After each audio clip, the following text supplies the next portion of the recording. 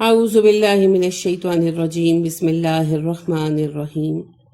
رب اشرح لی صدری ویسر لی امری واحلل عقدۃ من لسانی یفقہوا قولی واجعل لی وزیرا من اہلی ربی زدنی علما ربی زدنی علما ربی زدنی علما آمین۔ بسم اللہ الرحمن الرحیم۔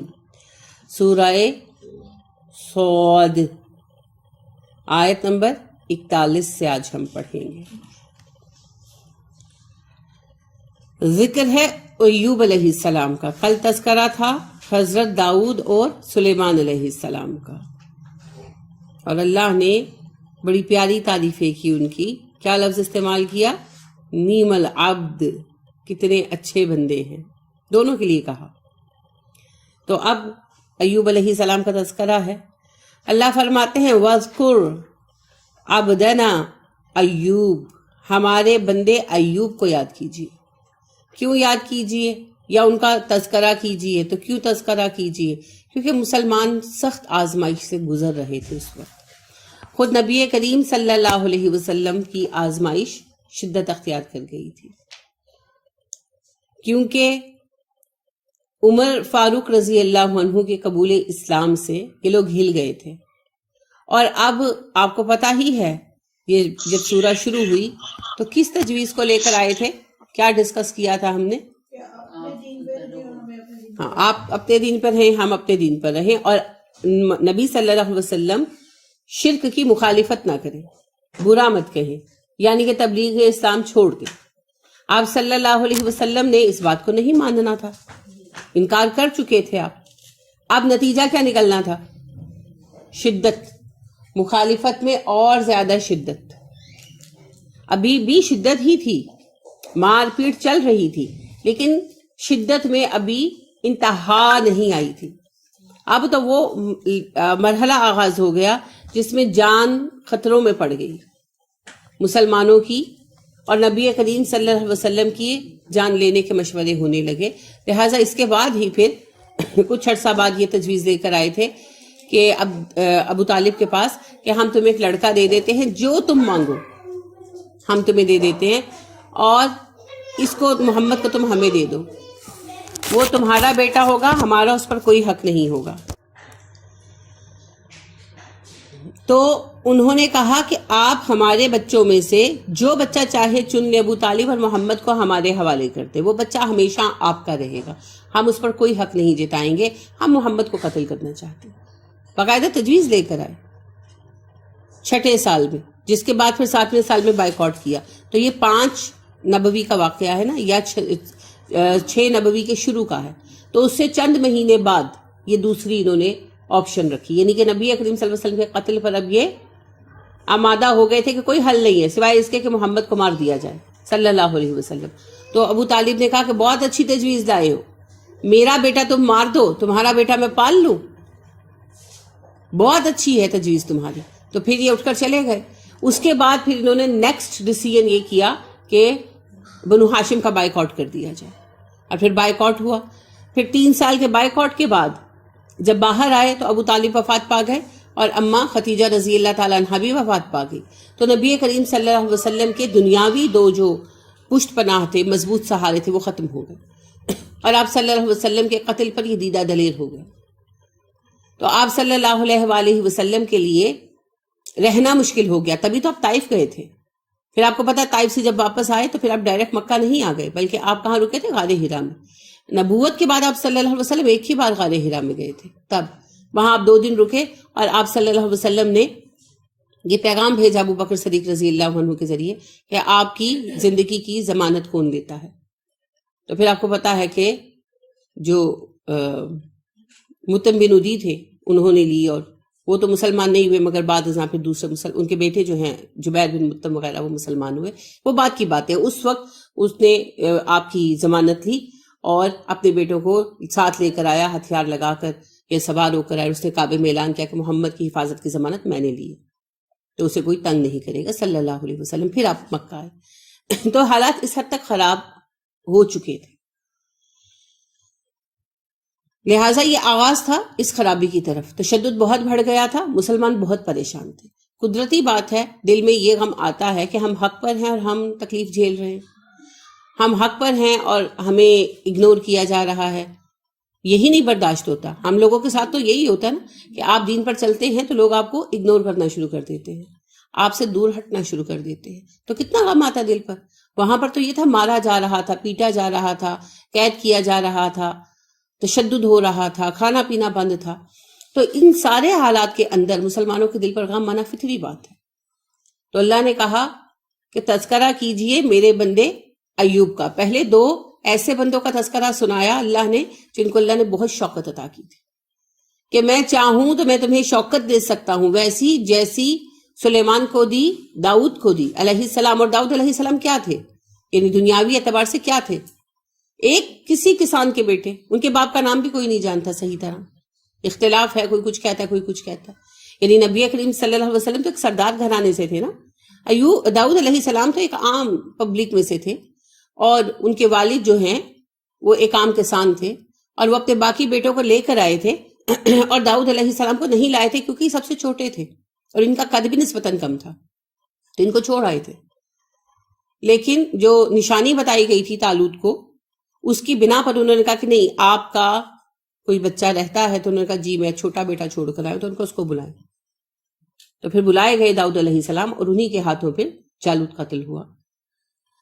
تو کہنے کا مطلب یہ کہ ایک عام انسان کو اللہ سبحانہ و تعالیٰ نے اتنی بڑی حکومت عطا کی ماشاءاللہ. اور سلیمان علیہ السلام جیسی حکومت تو دنیا میں کسی کو ملنی ہی نہیں ہے.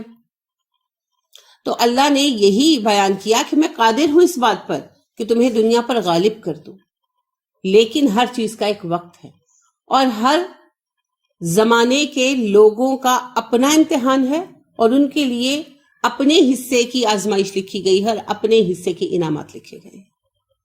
ہر عہد میں مومنوں کو اپنا امتحان کا جو وقت ہے وہ گزارنا ہی ہوگا، اس کا کوئی شارٹ کٹ نہیں.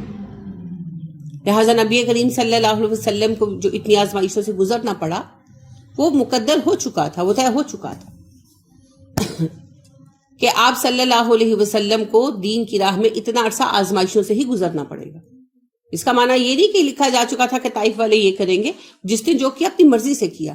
میں یہ عرض کر رہی ہوں کہ آپ صلی اللہ علیہ وسلم کا اتنا زمانہ آزمائش دین میں گزرے گا کہ لکھا جا چکا تھا، تو وہ پھر کٹا. اس کے سبب کون کون لوگ بنے، کیا کیا بنے، وہ پھر آپ جانتے ہیں سیرت کی بنا پر.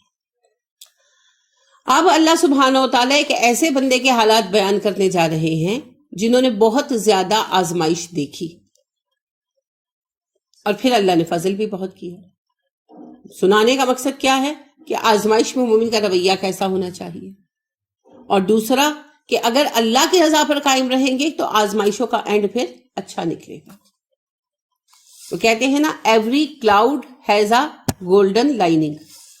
ہر بادل کے گرد سنہری جو ہے لائن ہوتی ہے، وہ پیچھے سورج ہوتا ہے نا، وہ اس کی روشنی جھلک رہی ہوتی ہے کہ بادل کبھی تو ہٹے گا نا، ہمیشہ تو نہیں رہ سکتا.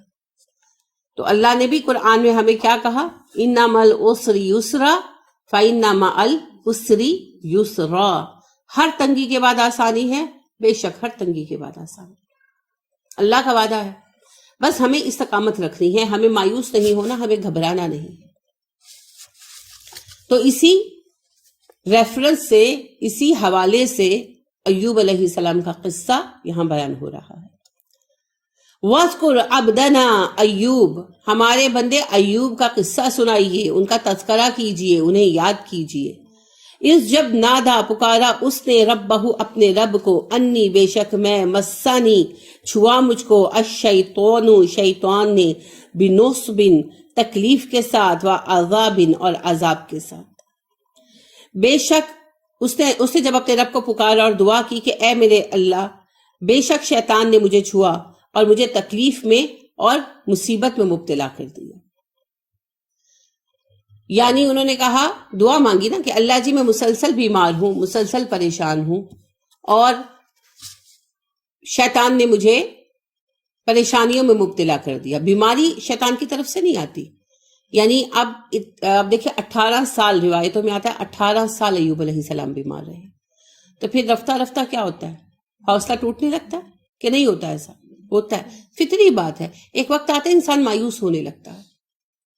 تو ایوب علیہ السلام بھی تو انسان تھے نا. تو رفتہ رفتہ شیطان ان کے لیے چیزوں کو مشکل بناتا گیا، ان کے دل میں وسوسے ڈالنے لگا.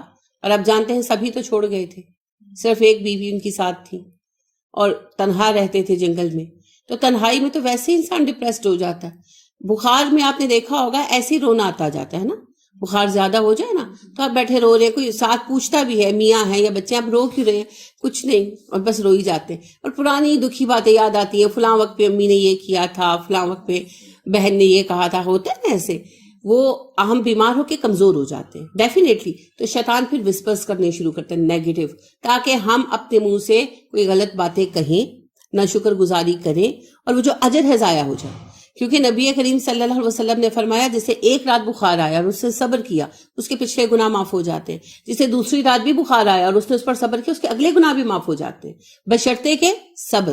اگر صبر نہیں کیا تو پھر بیماری کے باوجود کوئی اجر نہیں ہے اور گناہ ہوگا.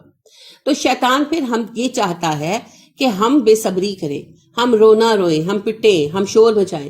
اس کے لیے پھر وہ کیا کرتا ہے، وہ ہمیں وسپرز کر کے پرانی باتیں، کیونکہ آپ کو پتا ہے ایک شیطان وہ ہے جو بچپن سے ہمارے ساتھ ہے. ایک انسانی بچہ پیدا ہوتا ہے تو اس کے ساتھ شیطان اپنی ذریت کا ایک بندہ لگا دیتا ہے، اور وہ اس وقت بھی بڑا ہوتا ہے. تو وہ بچپن سے ہمارے ساتھ ہے، وہ ہمارا بیک گراؤنڈ جانتا ہے. تو وہ ہماری جتنی تکلیف دہ باتیں پھر وہ ہمیں یاد دلاتا ہے. اور جیسے اچھا بیمار ہوتی ہوں، میاں بھی نہیں پوچھتا، میاں لیٹ ہیں، وہ ٹریفک میں پھنسے ہوئے ہیں، یا وہ کسی میٹنگ میں ہیں، آپ نے میسج بھی کیا، وہ بیچارہ کتنا بھی بھاگ کر آئے، ٹائم تو لگے گا. اگر بچے باہر چلے گئے، ان کا پہلے سے پروگرام تھا یا شادی تھی، سب چلے گئے، آپ بخار کی وجہ سے نہیں گئے، اب شیطان کہنا شروع کرتا، دیکھا سب اکیلے چھوڑ گئے، ایک رک جاتا تو کیا تھا. ہوتی ہے نا ایسی باتیں. وہ پھر شیطان نیگیٹیوٹی بھرنا شروع کرتا ہے تاکہ ہم اس تکلیف کے اندر، بیماری کے اندر ہم شور شرابہ شروع کرتے ہیں تاکہ اجر ضائع ہو جائے. ایوب علیہ السلام 18 سال سے فزیکل بیماری سے بھی لڑ رہے تھے اور شیطان سے بھی لڑ رہے تھے، کیونکہ تنہائی بہت بری چیز ہے. تنہائی میں انسان ہوتا ہی نیگیٹو ہے. آپ اکیلے ہوں تو نیگیٹو ہی ہوں گے. بزرگ کیوں اتنے نیگیٹو ہو جاتے ہیں؟ جو بہت بوڑھے ہو جاتے ہیں جیسے آپ کی والدہ ہی ہیں کیوں اتنے نیگیٹو ہو جاتے ہیں کہ اپنے سگی اولادوں پہ شک کرتے ہیں تنہا رہ رہ کر. Empty mind is a devil's work shop. تو وہ پھر اکیلے رہ رہ کر، تنہا رہ رہ کر وہ نیگیٹو باتیں سوچتے ہیں، شبہ کرتے ہیں، سب پہ شبہ کرتے ہیں. شیطان انہیں سب سے بیزار کر دیتا ہے. تو ایوب علیہ السلام کی آزمائش ہر اعتبار سے ہو گئی تھی. بیچارے بیمار تھے، ان کو چلنا پھرنا مشکل تھا. آپ خود سوچیں، بیڈ پر بیٹھ کر بیڈ سورز ہو جاتے ہیں. تو وہ بیچارے تو پتوں وغیرہ کے بستر پر تھے، کوئی اسباب تو رہ نہیں گئے تھے، جنگل میں تھے. تو وہاں پر کیا ان کو ملتا ہوگا سکون. اور اس پر موسموں کی شدتیں بھی. یہ بات کہنے کا تو بڑی آسان ہے، لیکن جب شہر سے نکال دیا، گھر سے نکال دیا، جھونپڑی سی بنا کر رہ رہے تھے، تو وہ پرالی سی کہ انہوں نے بستر بنائے ہوں گے، یا میکسیمم کیا روئی کا گدا ہوگا، اس سے زیادہ کیا، وہ بھی مشکل ہی ہے جو ان کے حالات تھے. اور اس پر موسم کی شدت. ایک تو ایسے پنکھے شنکھے تو تھے ہی نہیں، مگر پراپر گھر بھی تو نہیں تھا، جنگل میں بیٹھے ہوئے تھے، جھونپڑی میں بیٹھے ہوئے تھے. تو جب بارشیں آتی ہوں گی ٹپکتا ہوگا، دھوپ تنگ کرتی ہوگی، اور جب آپ کو ایک زخم ہوا ہو تو آپ سے بیئر نہیں ہوتا، جب آپ کے جسم پر سکن خراب ہونی شروع ہو جائے تو کہاں سے بیئر ہونا. تو وہ سب کچھ سہ رہے تھے. اس پر پھر تنہائی. بیوی ان کی چلی جاتی تھی، سارا دن لوگوں کے گھروں میں کام کرتی تھیں اور ظاہر سے گزر بسر کے لیے سامان لاتی تھی. تو یہ سارا دن بیچارے اکیلے ہوتے تھے. اور پھر اس کے اوپر شیطان کے وسوسے، وہ تو ہے ہی دشمن. تو 18 سال ہو گئے تھے یہ چومکھی جنگ لڑتے ہوئے. تو اس لیے انہوں نے کہا کہ شیطان نے میری زندگی عذاب بنا دی ہے. فزیکل تکلیف سے بھی زیادہ تکلیف دہ چیز کیا ہے؟ آپ کے ذہن کا پریشان ہونا، ہے نا. اگر کوئی آپ کو تھپڑ مار دے اس سے کم درد ہوتا ہے، لیکن آپ کو خطرہ ہی ہو نا کہ یہ مجھے مارے گا، وہ زیادہ اذیتناک بات ہے. اسی طرح جیسے بعض لوگوں کو فوبیاز ہوتے ہیں، ڈر کا فوبیا ہوتا ہے نا، وہ بہت اذیت کاٹتے ہیں کیونکہ وہ چیز بس میں نہیں ہوتی ان لوگوں کی. تو ایوب علیہ السلام بھی جو ذہنی جنگ مسلسل لڑ رہے تھے، اس کا کہہ رہے ہیں اللہ جی میں تھک گیا ہوں، شیطان نے مجھے تھکا دیا ہے، اور یہ اتنا بدبخت ہے یہ تھکتا نہیں. اللہ نے ان کو فزیکل پاور زیادہ دی ہے نا، تو یہ تھکتے نہیں کم وقت، یہ لگے رہتے ہیں. تو مسلسل شیطان، اب شیطان کیا وسوسے ڈالتا ہوگا؟ تمہیں اللہ نے یہ سلا دیا تمہاری عبادتوں کا، تم تو ایسے ایسے صدقے کرتے تھے، ہم کوئی چھوٹی سی نیکی کرے، یعنی بس دل میں یہ بات آ جاتی ہے نا، نفل حاجت پڑھ کر فلانا کام کیا تھا پھر خراب ہو گیا، استخارہ کر کے فلانا رشتہ کیا تھا خراب ہو گیا، آتا ہے نا دل میں.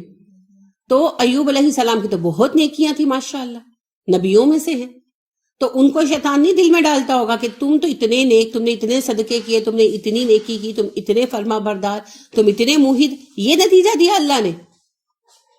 تو وہ مسلسل 18 سال سے شیطان ورغلا رہا تھا، وہ ڈٹے ہوئے تھے، مگر اب دل میں باتیں چبھنے لگی تھی.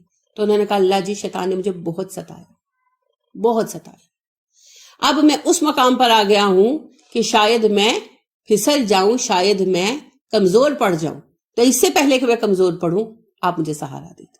اس کا مطلب بندہ اللہ سے بات کر سکتا ہے کہ اللہ ہر طرح سے شیطان میرے پہ حملہ کر رہا ہے، تو اللہ سے نہیں کرنی تو کس سے کرنی ہے؟ شیطان کو کون سی ذات ہے جو پٹا ڈال سکتی ہے؟ اللہ ڈال سکتا ہے. دیکھیں اگر آپ کے پیچھے کتا لگ جائے اور وہ آپ کو ستائے تو آپ کس کو کہیں گے؟ اس کے مالک کو کہیں گے. تو شیطان کا مالک کون ہے؟ اللہ ہے.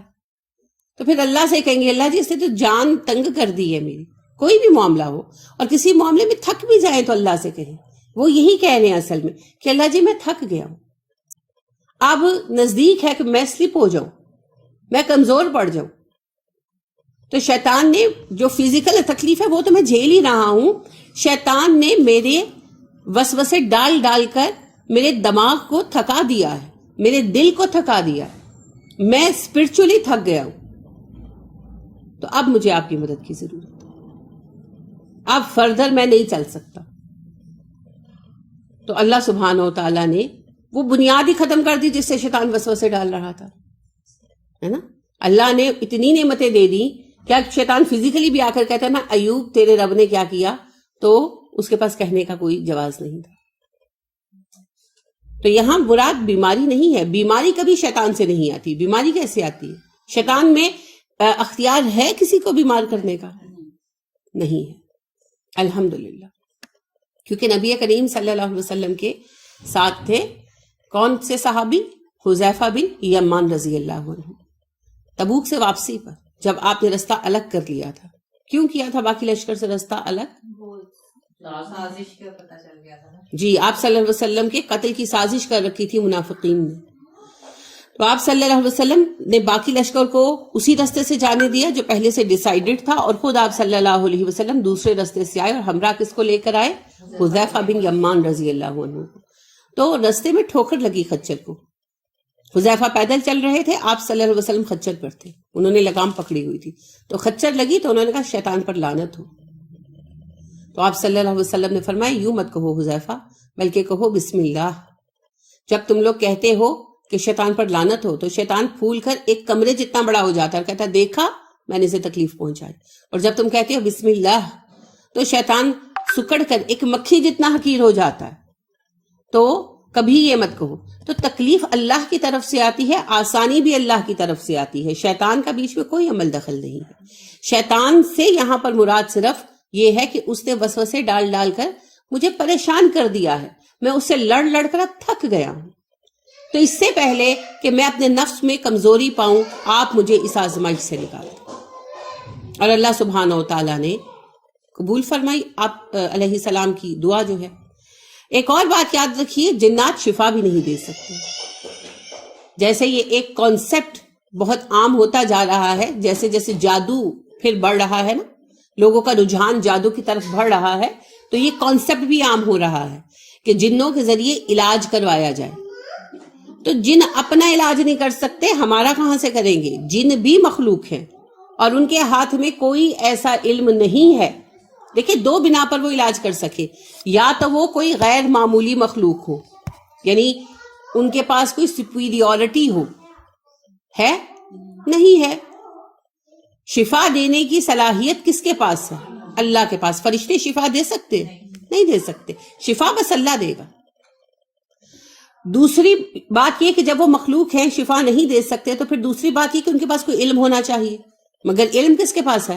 ہمارے پاس، مخلوقات میں۔ اللہ تو علیم ہے، مخلوقات میں علم کس کے پاس ہے؟ ہمارے پاس۔ فرشتوں کے پاس بھی نہیں ہے، وہ علم نہیں ہے، وہ صرف اپنی اپنی لائن جانتے ہیں، اور ان میں سے کسی کو میڈیکل کی لائن نہیں دی گئی، ان کی ڈیوٹی نہیں ہے۔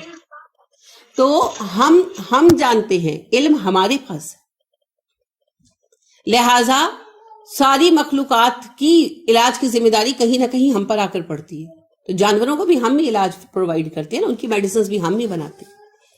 فرشتے خیر بیمار ہی نہیں ہوتے، تو جن جب بیمار پڑتے ہیں تو وہ اپنا شاید علاج کر لیتے ہوں، یا انسانی آبادیوں سے رجوع کرتے ہوں انسانی شکل میں، میں نہیں جانتی، ہمارے پاس اس کا علم نہیں ہے، لیکن ہمارے مسائل کا علاج وہ نہیں کر سکتے۔ کیوں؟ ان کا جسم الگ ہے، ہمارا جسم الگ ہے۔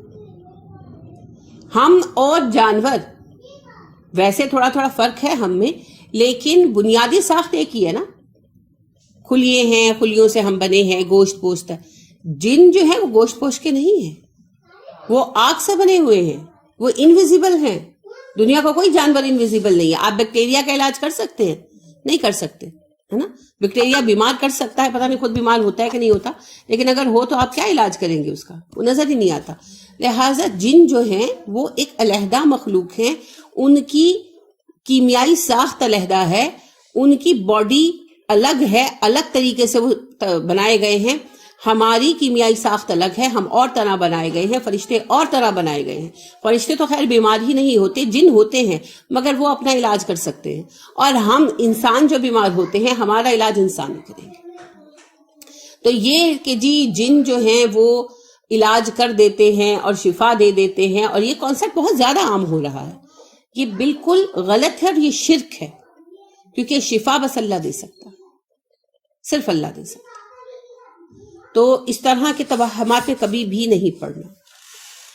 لہٰذا ایوب علیہ السلام نے اللہ کو پکارا اور کہا، اللہ جی 18 سال سے شیطان وسوسے ڈال ڈال کر مجھے پریشان کر رہا ہے، اب آ کر میری ہمت کم پڑنے لگی ہے۔ آپ جیسے جیسے فزیکلی ویک ہوتے ہیں، مینٹلی بھی تو تھوڑے تھوڑے ویک ہوتے ہیں نا، تو انہوں نے کہا اب میری ہمت کم پڑنے لگی ہے، حوصلہ کم پڑنے لگا ہے، آپ مجھ پر فضل کر دیں میرے مالک، آپ مجھ پر فضل کر دیں اور مجھے اس مصیبت سے نکال دیں۔ تو اللہ بھی کسی پر اس کی برداشت سے زیادہ بوجھ نہیں ڈالتے۔ ہم کہتے ہیں نا میری تو بس ہو گئی ہے، پتہ نہیں مصیبتیں کیوں نہیں ڈال رہی۔ بس نہیں ہوئی، ابھی تو آغاز ہوا ہوتا ہے۔ بس ہو گئی ہو تو اللہ مصیبت اٹھا لے، ٹھیک ہے؟ تو بس نہیں ہوئی ہوتی، وہ ہمیں لگتا ہے۔ اب چونکہ ان کی واقعی بس ہو گئی تھی اور ان کا امتحان طویل ہو چکا تھا اور اپنے آخری مرحلے پر تھا، اللہ نے دعا قبول فرمائی تو اللہ نے پھر پیغام بھیجا۔ دیکھیے اللہ فرماتے ہیں، اور خود بیری جلی کا مار اپنا پیر، رقضہ سے ہے مارنا، چوٹ لگانا، پیر مار اپنا تو پانی پھوٹے گا۔ ہاذا یہ ہے، مغتسل نہانے کا پانی، باردن ٹھنڈا ہے، اور شرابن پینے کا۔ انہوں نے پیر مارا تو چشمہ جاری ہو گیا، ماشاءاللہ۔ تو اللہ نے کہا کہ اس پانی سے نہائیں بھی، اس پانی کو پیئیں بھی، یہ ٹھنڈا پانی ہے۔ تو وہ نہائے بھی اور اس کو پیا بھی۔ اس سے یہ بھی پتا چلتا ہے کہ بہتا ہوا پانی نہانے سے گندا نہیں ہوتا۔ پانی اگر جاری ہے نا اور دیکھنے میں صاف ہے، یعنی کہ نہر کا یہ والا ہمارے پاس جو پورشن ہے تو گندا ہو گیا نا، اور یہاں پانی رکا ہوا بھی ہے، آگے جب آپ چلے جاتے ہیں تو پانی شفاف ہے، تو وہاں لوگ اتر کر نہا بھی رہے ہوں تو آپ وہاں سے بھی پانی پی سکتے ہیں۔ اور یہ جو ایک سوچ ہے کہ وہ گندا ہو جاتا ہے یا کسی کو دانا نکلا ہو، کچھ ہوا ہو تو کیا پانی میں جرمز آ جائیں گے؟ پانی ہر وقت بہ رہا ہے، وہ جرمز بہ کر کہاں کے کہاں گئے؟ کیونکہ ایوب علیہ السلام بیمار تھے نا، اور ان کی اسکن خراب ہو چکی تھی، مگر وہ اس پانی میں نہائے اور اسی کو پینے کا حکم دیا گیا اور فوری ٹھیک ہو گئے ایوب علیہ السلام۔ ان کی اسکن بھی نہیں آ گئی ماشاءاللہ، اور بال وغیرہ بھی آ گئے، وہ بالکل صحیح ہو گئے الحمدللہ۔ اسی سے ہم نے بہت سارے تالاب بنا رکھے ہیں، ہے نا، میاں میر کا تالاب اور پتہ نہیں کون کون سا تالاب۔ کسی تالاب میں کچھ نہیں ہے جی، ہم ہندوؤں سے کم نہیں ہیں ان معاملوں میں، ہندوؤں نے بھی بنا رکھا ہے، یہ شام کنڈ ہے اور یہ رادھا کنڈ ہے، تالاب کو کنڈ کہتے ہیں، کہ یہ جی وہ تالاب ہے جہاں رادھا نہاتی تھیں تو یہاں نہانے والے کی بیماریاں دور ہو جائیں گی، یہ وہ تالاب ہے جہاں کرشن نہاتے تھے تو یہاں نہانے والے کی بیماریاں دور ہو جائیں گی، اور یہ وہ ہے جہاں پہ فلاں جو ہے پروہت وہ اشنان کیا کرتے تھے، اور یہ وہ ہے جہاں پہ فلاں دیوی نے آ کر اشنان کیا۔ تو اس طرح کی بہت ساری باتیں انہوں نے بنا رکھی ہیں اور ساری کی ساری غلط ہیں، ہم جانتے ہیں، تو ہماری بھی ایسی ساری باتیں غلط ہیں۔ وہ پانی اللہ سبحانہ و تعالیٰ نے حضرت ایوب علیہ السلام کے لیے جاری کیا تھا اور وہ ان کے لیے خاص تھا وہاں پر۔ یہ ایک پانی کا تالاب تھا، چشمہ تھا جو جاری ہوا تھا، مگر کوئی ہمیں روایت ایسی نہیں ملتی کہ ایوب علیہ السلام کے بعد ان کی قوم وہاں جا کر نہاتے ہوں، شفا یاب ہو جاتے ہوں۔ یہ خصوصیت اس پانی میں ایوب علیہ السلام کے لیے تھی، ٹھیک ہے؟ تو کسی بھی پانی کے سرچشمے کے بارے میں ہماری ایسی روایتیں بیکار رہیں گی اور جھوٹی قرار پائیں گی، الا یہ کہ اس کے پیچھے سند ہو، جیسے کہ آب زمزم بابرکت پانی ہے، اس سے شفا بھی ملے گی انشاءاللہ۔ لیکن باقی کسی بھی جگہ کے بارے میں یہ جو باتیں ہیں بیکار اور جھوٹ ہے، ان کی کوئی حقیقت نہیں ہے۔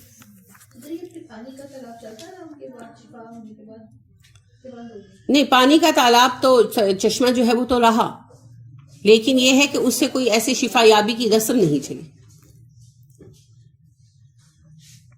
تو اللہ سبحانہ و تعالیٰ کہتے ہیں کہ ہم نے انہیں صحت عطا کی، وَوَهَبْنَا، اور ہم نے عطا کیا لہو اس کو، اہلہو اس کے اہل خانہ، وَمِثْلَهُمْ اور ان کی مثل، مَعَهُمْ ان کے ساتھ، رحمتاً رحمت تھی، منا ہماری جانب سے، اور ذکرہ نصیحت ہے، لِأُولِي الْأَلْبَابِ اہل عقل کے لیے۔ ہم نے ایوب کو اس کے گھر والے بھی واپس کیے اور ان کی مثل بھی ان کے ساتھ عطا کر دیے بطور رحمت اپنی جانب سے، یعنی ایوب علیہ السلام کے اہل خانہ لوٹ آئے، حالات کی خرابی میں ساتھ چھوڑ گئے تھے نا، اب جب اللہ نے پھر فضل کر دیا تو سب لوگ لوٹ آئے، بیویاں بھی لوٹ آئیں، بہن بھائی بھی لوٹ آئے، عزیز رشتہ دار بھی لوٹ آئے، اور اللہ کہتے ہیں ہم نے ان کی مثل اور بھی عطا کیے، یعنی اللہ نے اولادیں عطا کی، بچے دیے، سب کچھ ہوا، اور پہلے سے بڑا ہو گیا خاندان۔ تو اللہ کہتے ہیں یہ ہماری جانب سے رحمت ایک خاص تھی ایوب علیہ السلام پر، کہ اللہ نے فضل کیا تو سب کچھ نئے سرے سے مل گیا۔ ہمیں لگتا ہے نا دین پر چلتے ہوئے کہ ہمارے لوگ ہمیں چھوڑ دیں گے، گھر والے چھوڑ دیں گے، عورتوں کو بعض اوقات یہ لگتا ہے کہ شاید ہمیں طلاق نہ ہو جائے وغیرہ، تو اللہ کہتے ہیں گھبراؤ مت، میں تمہیں بہتر عیال عطا کر دوں گا اور رستے بنا دوں گا۔ تو اللہ نے کیا نا، پھر مہاجرین ہجرت کر کے جب مدینہ آئے تو انہیں وہاں پر خاندان ملے، گھر ملے، انہوں نے ایسے اپنایا کہ ویسا تو مکہ والوں نے بھی نہیں اپنایا تھا، تو اپنا لیے گئے وہاں پر ماشاءاللہ۔ یہی اللہ فرما رہے ہیں کہ ہم نے ایوب کو اس کے سارے اہل خانہ لوٹا دیے، اور نہ صرف یہ کہ ہم نے انہیں لوٹایا بلکہ ہم نے اور بھی عطا کیے انہیں لوگ۔ اور اللہ فرماتے ہیں یہ ہماری خاص رحمت کا ذکر ہے، وَذِكْرَ لِأُولِي الْأَلْبَابِ، اور اس میں یاد دہانی ہے ان کے لیے جو عقل والے ہیں، کہ اللہ کا ہمیشہ یہ طریقہ رہا ہے، اللہ کا ہمیشہ یہ طریقہ رہا ہے کہ اپنی راہ پر چلنے والوں کو اللہ سبحانہ و تعالی نعمتوں سے نوازا کرتے ہیں اور ان کا انجام ہمیشہ بہترین ہوتا ہے۔ تو آج ایمان والوں پر سختی ہے تو پریشان نہ ہو، کل کو ان کے لیے رستے کھل جائیں اور اللہ اپنے فضل سے انہیں بہت عنایت کرے گا۔ وَخُذْ، اور لے، بیادی کا، اپنے ہاتھ میں، دغسن، تنکوں کا مٹھا، جھاڑو، فَضْرِب، اور مار اس کو، بھی ساتھ اس کے، ولا، اور نہ، تحنث، اپنی قسم توڑ۔ اور ہم نے کہا کہ اپنے ہاتھ میں تنکوں کا ایک مٹھا بنا کر، ایک جھاڑو بنا کر لے جا،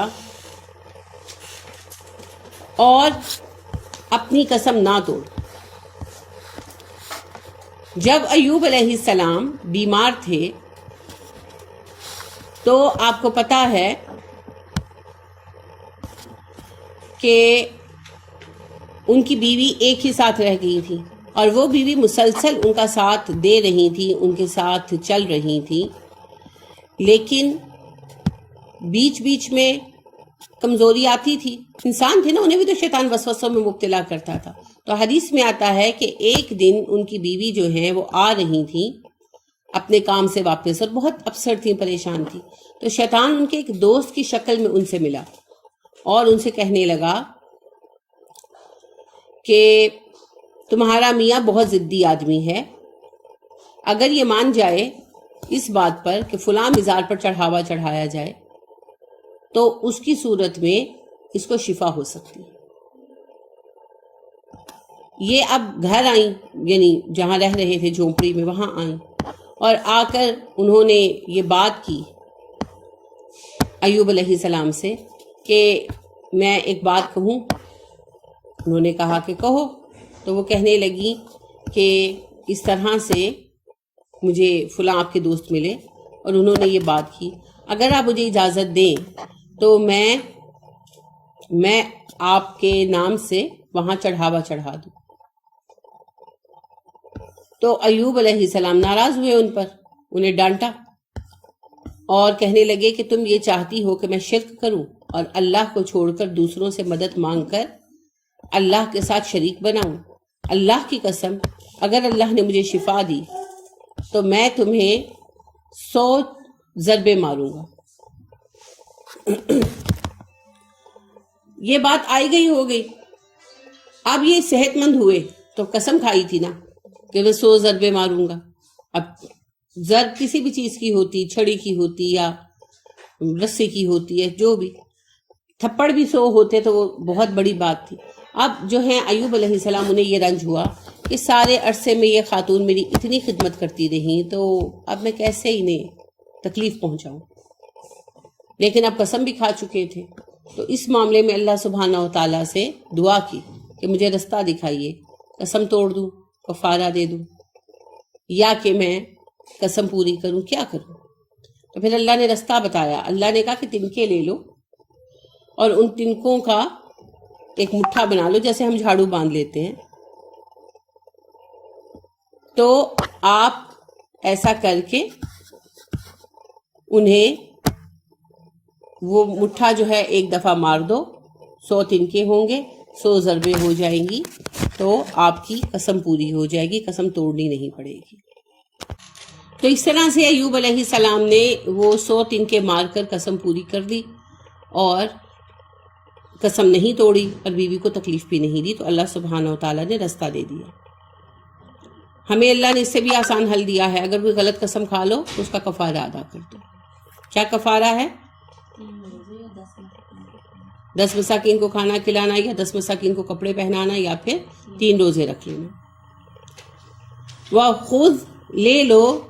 اچھا سوری، یہ آیت پڑھ لی ہم نے. انا بے شک وجدناہ، پایا ہم نے اس کو، صابرن، صبر والا، ہم نے اسے بہت صبر کرنے والا پایا. 18 سال اللہ سبحانہ و تعالیٰ نے انہیں آزمائش میں مبتلا کیا. صبر کیا ہوتا ہے؟ صبر ہوتا ہے مصیبت میں، آزمائش میں اللہ کی رضا پر راضی ہو جانا. صبر کی شکلیں ہیں نا، خوشی میں اللہ کی نافرمانی سے بچنا صبر ہے. جب امتحان ہو رہا ہو، مشقت آ رہی ہو، تو اللہ سبحانہ و تعالیٰ کی رضا پر راضی ہو جانا. نیکی میں نیکی پر استقامت کرنا، اور برائی کے معاملے میں برائی سے دور رہنا، یہ سب صبر کی شکلیں ہیں. تو جو کچھ ناگوار پیش آیا، جو بھی تکلیف اور بیماری آئی، اس پر ایوب علیہ السلام صبر ہی کے ساتھ جمے رہے. تو اللہ اسی بات کی تعریف فرما رہے ہیں. اور پھر اللہ کہتے ہیں نعم العبد، بہترین بندہ تھا ایوب، بہترین بندہ تھا. تو بہترین بننے کے کئی راستے ہیں. اگر صاحب مال ہے تو مال خرچ کر کے بھی بہترین بن سکتے ہیں. اگر تنگ دست ہے تو صبر کر کے بھی بہترین بن سکتے ہیں. علم سیکھ کر، علم سکھا کر بھی بہترین بن سکتے ہیں. اللہ کی راہ میں جہاد کر کے بھی بہترین بن سکتے ہیں. بہت سارے راستے ہیں. کچھ کریں تو صحیح، کسی راستے پر چلیں تو صحیح، کوئی قدم اٹھائیں تو صحیح. وہ بہت قبول کرنے والا ہے، وہ قدردان ہے، اور وہ برکتیں دینے والا ہے. انہو اواب، وہ بہت بہت رجوع کرنے والا تھا. یہ صفت داؤد علیہ السلام کی آئی، یہ صفت سلیمان علیہ السلام کی بھی آئی، اور اب ایوب علیہ السلام کی بھی آئی. کیا بتایا تھا میں نے؟ اواب. اواب کا معنی پلٹ پلٹ کرانے والا. کب پلٹ کرانے والا؟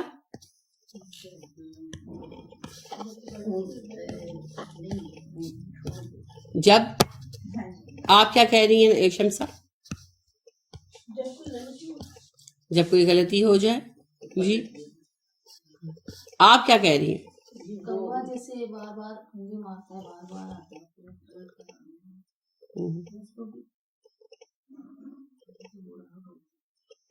وہ غلاب ہوتا ہے اب آپ نہیں ہوتا، اور غلاب اس کا نام ہے. جی وہی دوپہر کے ٹائم اٹھوں جب دوبارہ یہ تو اس کا لغوی معنی ہے نا. تو انسان اب آپ کیسے ہوگا؟ ہم نے تو دھوپ میں کھڑے نہیں ہونا، نہ ہمارے پیر جلنے، نہ ہم نے بھاگنا سایہ ڈھونڈنے کے لیے. گناہ اگر ہو جائے تو جتنی بار مرضی ہو بار بار پلٹ کے اللہ سے توبہ مانگتے ہیں. تو مستغفرین اور اواب میں پھر فرق کیا ہوا؟ مستغفر بھی تو وہی ہے نا جو استغفار کرتا ہے کہ اللہ مجھ سے غلطی ہوگی مجھے معاف کر دے. تو پھر کیا فرق ہے؟ پھر دو الگ الگ ٹرمز یوز کرنے کا کیا مطلب ہے؟ جب ٹرم الگ ہوتی ہے تو اس کا کوئی نہ کوئی خاص مطلب بھی الگ ہوتا ہے. تو مستغفرین والے بھی وہی ہوتے ہیں، تواب بھی وہی ہوتے ہیں.